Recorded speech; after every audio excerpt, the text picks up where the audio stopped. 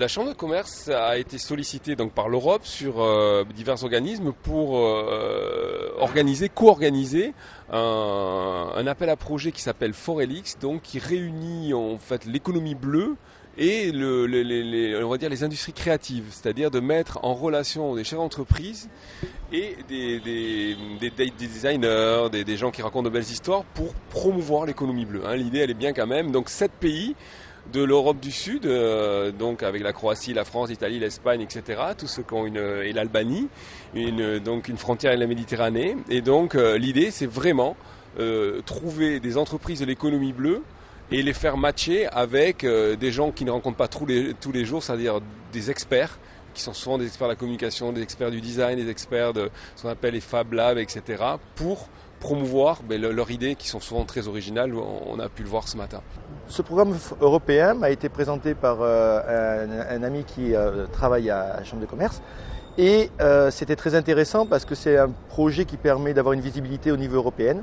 D'ailleurs, j'ai eu une publication sur l'ONU parce que j'ai rencontré donc, dans ce projet un expert du plan bleu qui m'a permis d'avoir une publication de 2 pages sur leurs recommandations à 122 pays sur l'éco-plaisance, sur les usages qu'on doit avoir pour protéger les fonds marins. Alors Forelix, c'est venu par des amis qui m'ont informé du projet. Je me suis penché un peu dessus, un peu réticent dans la mesure où les dossiers européens sont toujours très compliqués à monter. Bon, on a reçu une petite assistance de la CCI au départ et puis on s'est mis autour d'une table à plusieurs.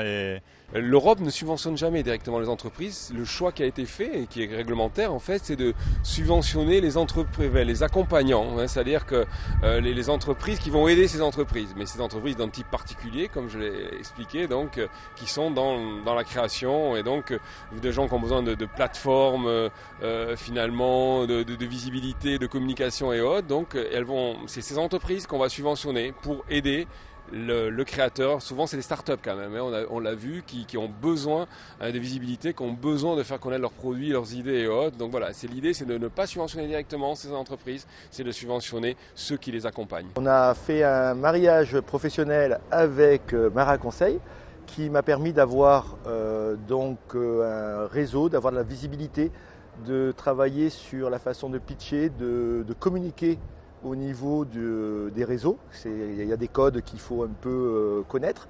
Et comme ça, donc, j'ai pu avoir contact avec des personnes influentes et comment dire, qui peuvent m'aider pour une communication et même des fois qui débouchent sur des contrats. Le bénéfice, il est énorme puisque c'est 10 000 € qui sont donnés à mon capé. C'est 10 000 € que j'ai pu investir dans ce salon pour aller en Colombie et toucher de nouveaux marchés. Donc c'est un vase communicant et aujourd'hui le bénéfice de Apengo est immense. C'est un projet qui est quand même sur 12 mois et qui a démarré il y a 18 mois avec d'abord la sélection. Il fallait être éligible, il fallait donc remplir toutes sortes de critères pour pouvoir. Donc il y a eu toutes sortes de mailing, de ciblage pour trouver les entreprises. Après il a fallu trouver les experts et les faire travailler ensemble, c'est-à-dire mettre sur le territoire mais à l'échelle de l'Europe, puisqu'on l'a vu, il y a des projets internationaux, des Français et des Croates, etc.